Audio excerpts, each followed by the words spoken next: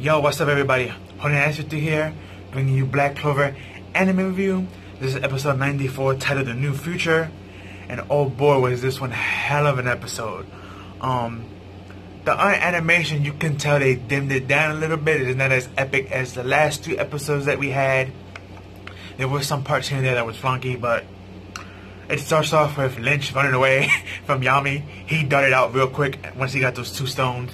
He wasn't gonna stay and try to catch those hands, so he darted out with Vetos. Vetos came and got him. And then Yami used his Dark Slash, but he was only able to like escape like half of that dimension slash. The other half, they was able to escape through that. So, and we have Captain, the Wizard King Julius just there, and he was like, "Oh wow, you could able to cut dimensions now. That's pretty cool." And Yami was like, "Yo, it ain't time for that." We also have a moment where like Yami screams at Marks, like, "Don't stay there in panic, go get Owen." The doctor, the personal doctor of the Wizard King, go get him. So, and that's when like Lynch took the chance to like dart. So, but as Yami's talking to the Wizard King is like, saying his farewells and his regrets and stuff, and he tells Yami, "I'm sorry, I'm unfit to be the Wizard King. I let that guy get away. And he already had the power to destroy a country by himself. Now that he got all the magic stones, he's going to do something worse to this kingdom.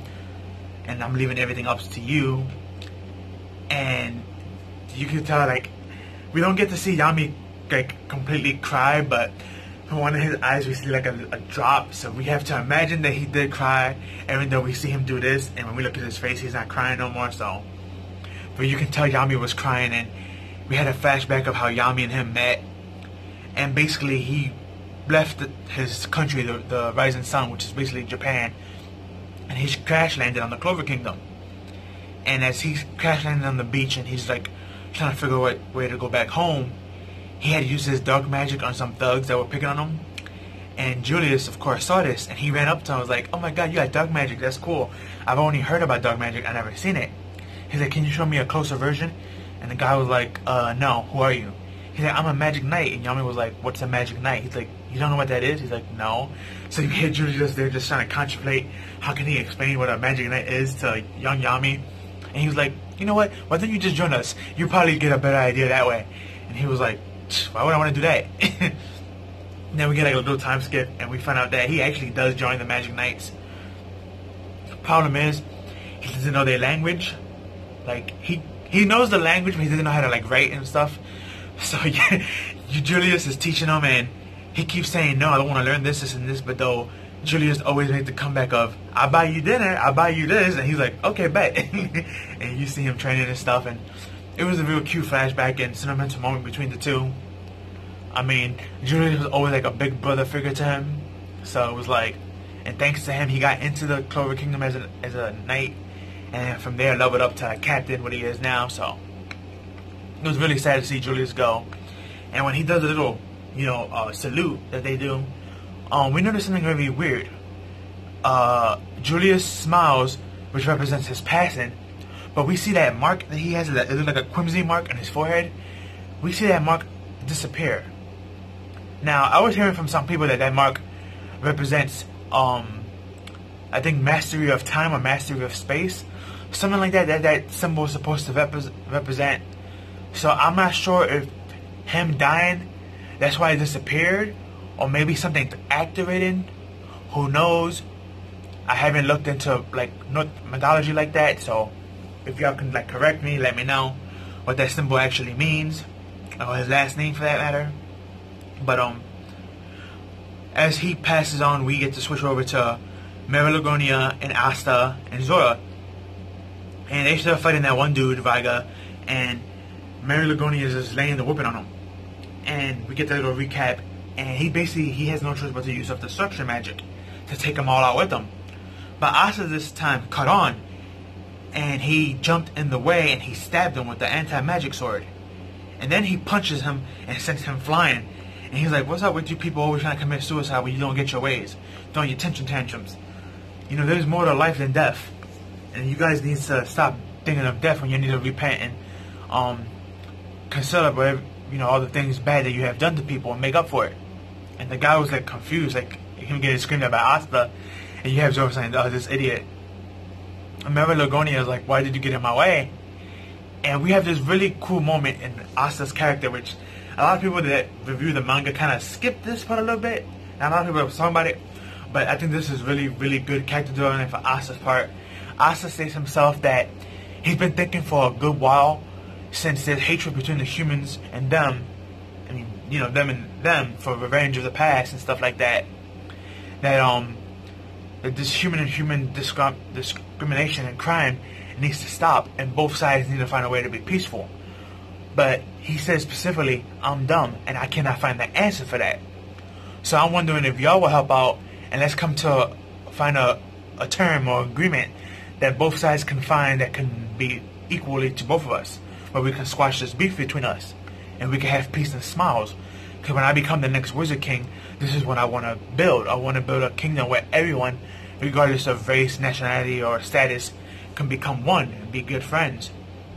And Mary Lagonia, she goes from being mad at Asta interrupting her fight to smiling. And it wasn't like one of those creepy smiles, but it was like a genuine smile. And she was like, this brat. And I guess she was thinking of Julius, because this is technically how Julius thinks. And Eren Rega was thinking, and he was like, this guy reminds me of him. And we see like this half blonde haired kid, but only his half side. I don't know who that is. But then we see Tatiana, I believe her name is, Lynch's wife, who was pregnant.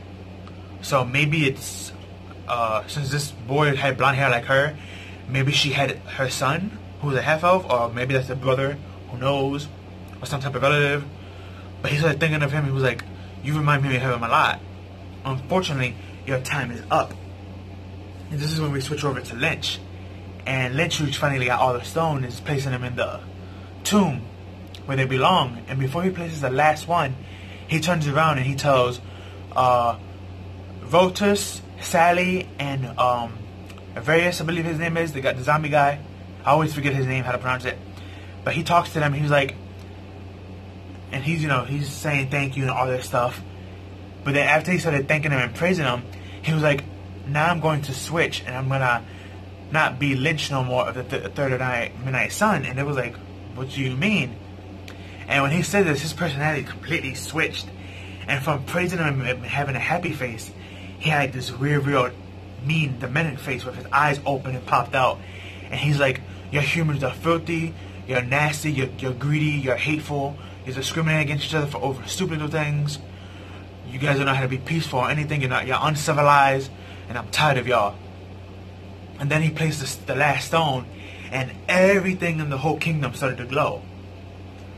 Now we don't get to see what happens to the three, Sally, Vertus, and Vita, but I'm assuming he's gonna probably use them as a sacrifice for whatever he just did, or maybe he's going to kill them, either or. But I don't see those three living. I could be wrong, but as I progress and all this light is going on everywhere in the whole kingdom and it's going super bright, we see that Rega, from being a human, his hair is no longer black. It went completely blonde, and his ears are now elf ears.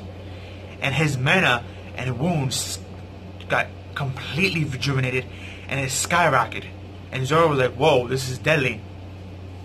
And then we get to switch over to Yuno's group in the end, and they get in front of that elf who's in a ball of light with a sword that looks similar to Asta's Demon Slayer sword, stuck in the middle of it, on the top part. And that guy ends up waking up, and he's an elf. And we see that his mana is bursting in a level beyond anything that we've seen before. And as Mimosa sees this, she's like, guys, we should run. But then we see Yuno there.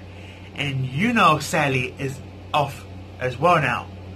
So I'm not sure what's going on. I think anyone who's probably elf heritage or elf probably reincarnation or something like that is probably getting turned back into an elf.